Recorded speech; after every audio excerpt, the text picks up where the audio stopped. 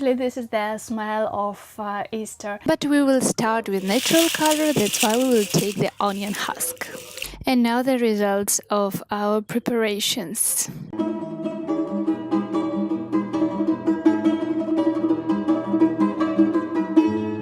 Hello dear friends, this is Maria. Welcome to my vlog Life in Russia. In this video I would like to tell you different things about one of the most interesting and beautiful holidays and festivals in Russia, about the Russian Orthodox Easter. I would like to tell you about our traditions, how we celebrate, what we do on Easter, and not only to speak about it, but also to show you few things. I want to tell that if you do not accept other religions, if the history of this festival also is not interesting for you, then you can skip this video. If you don't want to watch and you don't want to know about the history of the festival, but you want to see how we celebrate and see the traditions, you can skip the first part of the video and you can go to the minute. And there you will see more about traditions, like more visual presentation of this festival. But I decided that I will also speak about the history of the Easter because it is very important festival in our country, and it's not possible only to show the traditions, only to show the Easter eggs and Easter cakes without telling the full story.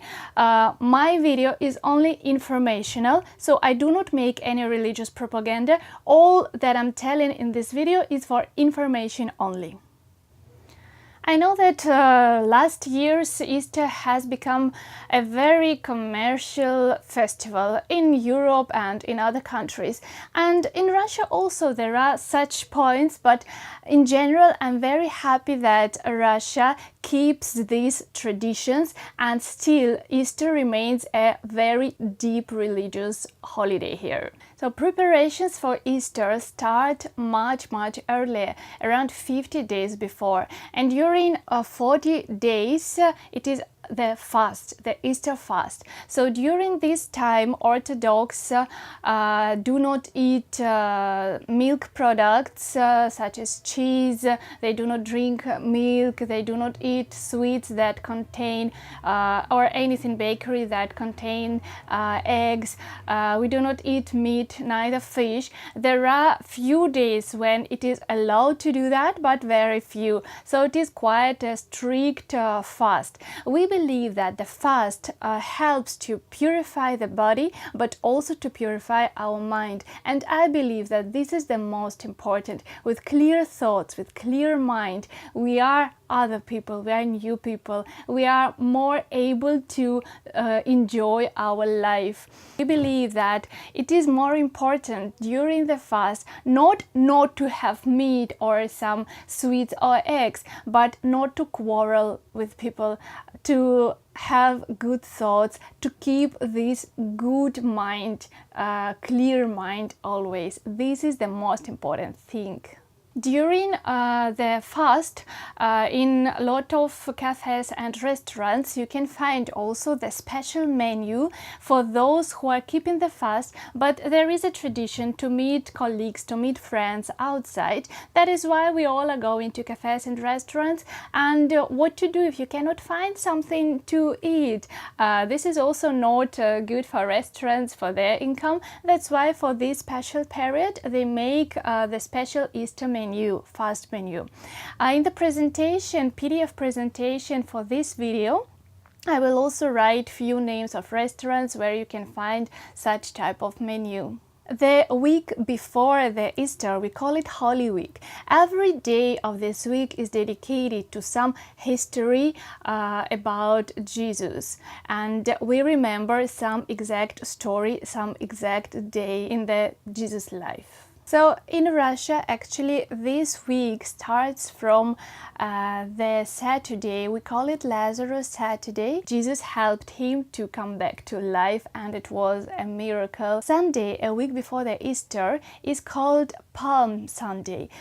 In our tradition, we do not have palm trees. That's why we call it Willow Sunday. So in the history, Jesus this day came to Jerusalem, and people were greeting him as a king. Actually, that's why they were holding the palm trees. This day we have this. This is the willow, the branches of willow. They smell very beautiful. And actually, this is the smell of Easter. So we go with these branches to the church. There we put it, and the priest puts the holy water, blesses it, and after that we take it home, and we keep it at home till the next year, till the next Easter. It's like for the blessing from the church. So every day of this Holy Week is dedicated to some history. I will speak very brief about it. On Holy Monday, we remember the cleansing of the church. In a church in Jerusalem, there were a lot of merchants, and they were selling there, and there was also money changers there. When Jesus came there, so Jesus drove out all these merchants out of the temple, out of the church, saying the God's house, the Father's house, cannot be like that. On Holy Tuesday, we remember how Jesus was teaching in Jerusalem. High priests wanted to arrest him, but they could not do that because they saw how people respected, esteemed here, and which love and respect they gave to him. On Holy Wednesday, we remember the story when Jesus was in Pharisee's house. He was having a dinner there, and one woman who lived a sinful life, she got to know about it, and she came into the Pharisee's house with a jar of perfume that we call chrism. She began to cry, and she began to wet the feet of Jesus with her tears, and she started to kiss his feet. The Pharisees, he was surprised, and he thought that if Jesus would be a real prophet, then he would know who this woman is, and he wouldn't allow her to even touch him. But Jesus understood it, and he said these words: "When I came into your house, Pharisees, you didn't give water to my feet, but this woman, she wet my feet with her tears. You didn't put oil on my head, but she has put a perfume on it." Jesus has forgiven her all her sins because of the love that she had.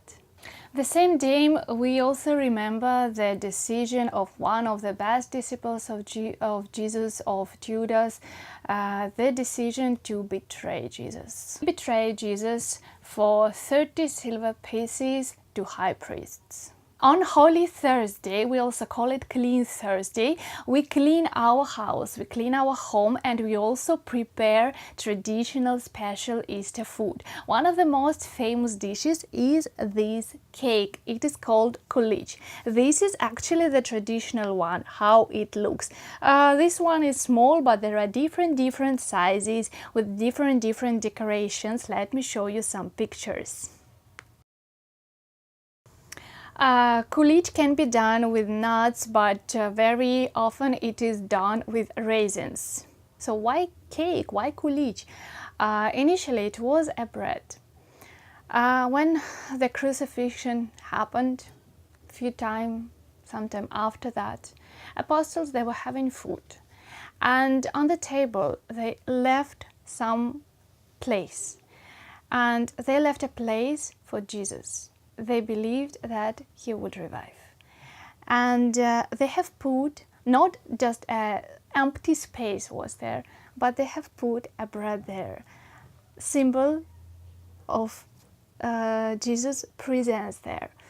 And that is why we believe that on Easter, through this cake, through this kulich, we receive the blessing of the Savior. On Clean Thursday for Easter, we also color eggs. So initially, the main color was red color, and the story is like that. Maria Magdalena, after the resurrection of Jesus, went to the Emperor Tiberius and she gave him an egg with the words, "Jesus is risen." She was poor and she did not have anything else to give. And there are two stories behind it. One story tells that she came already with a red egg because she was poor and didn't have anything else to give, and she wanted to attract the attention of emperor by giving the red egg.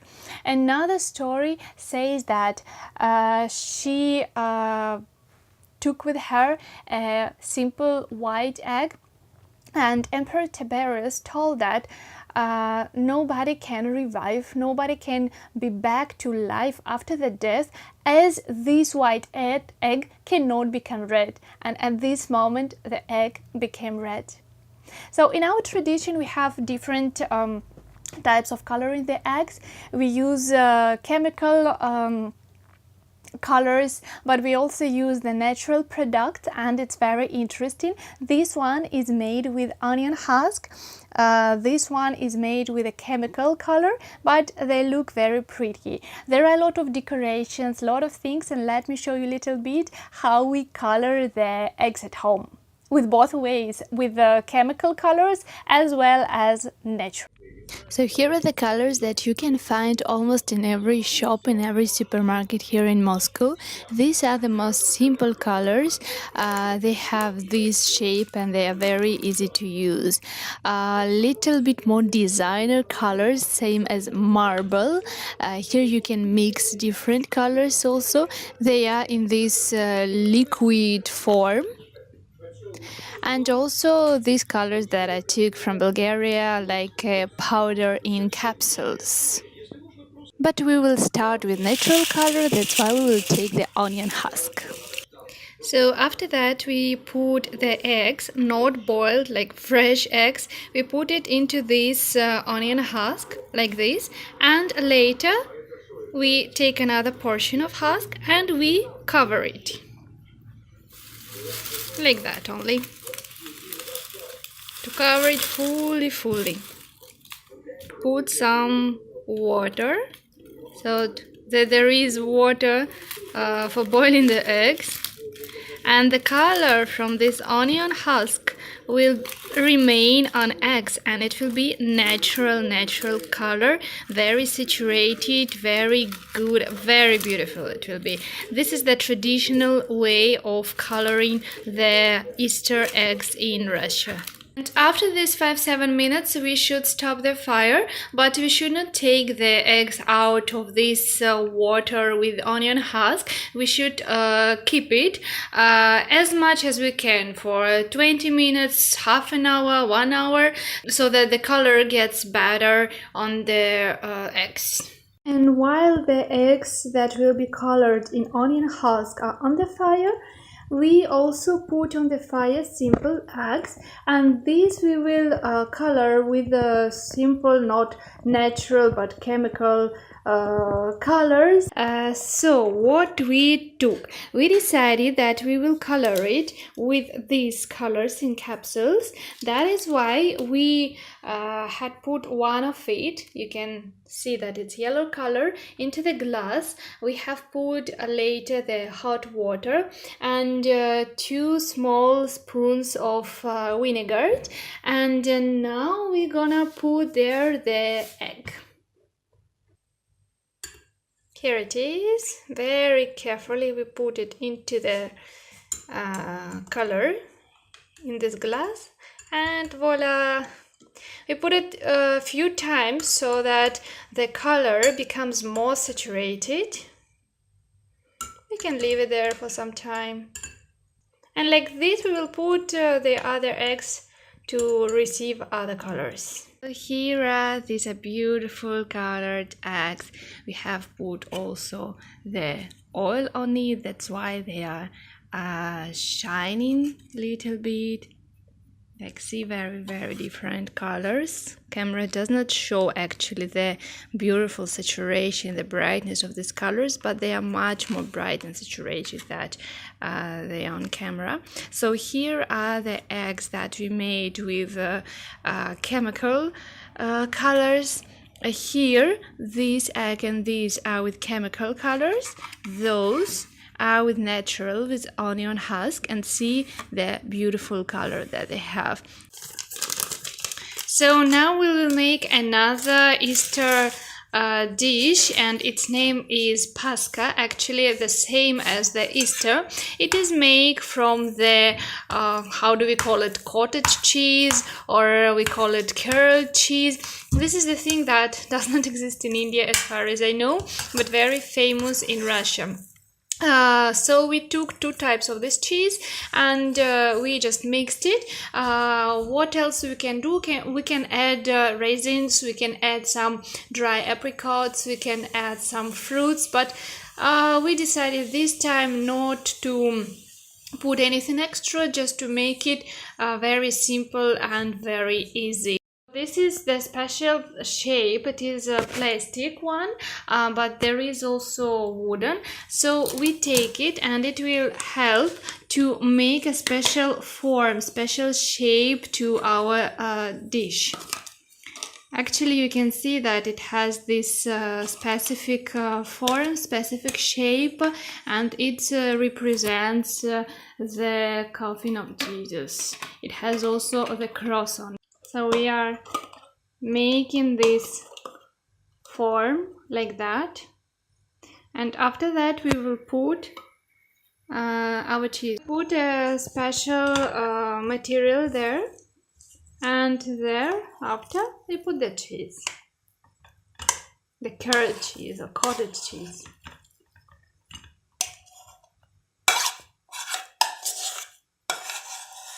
This time we did not put a lot of it. Our form is not fully filled, but it's okay, it will be a little smaller. And after that we cover it with this material. This is to give the good base for it. We close it, and we shall put a big stone. This is a traditional way of making the Paskha, because we put the stone so that all the water that is inside this cheese goes out. This, it will remain for 1 night and 1 day, means 24 hours, in the fridge. And now the results of our preparations. Well, these cakes, this kulich, we bought from the shop. We didn't make it ourselves. But see, they are so different, and this cute, small, and this traditional one, and other different, beautifully decorated. So we took it from the shop. These are the eggs that we made, that we just colored with you, and these are the Easter, the Pascha from the cottage cheese.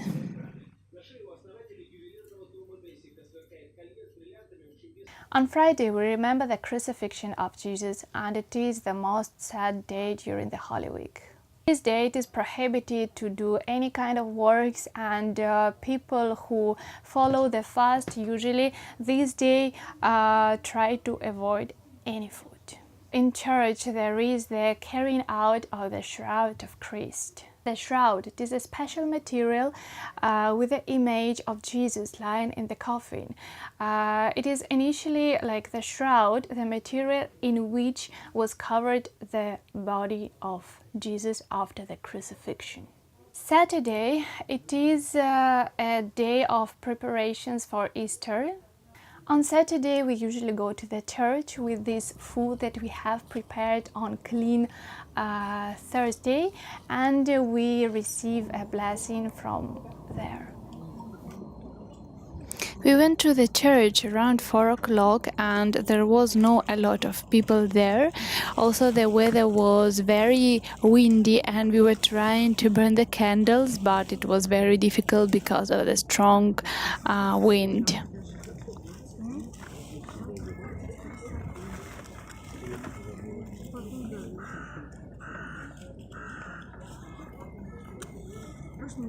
In the night we also go in the church for the night liturgy.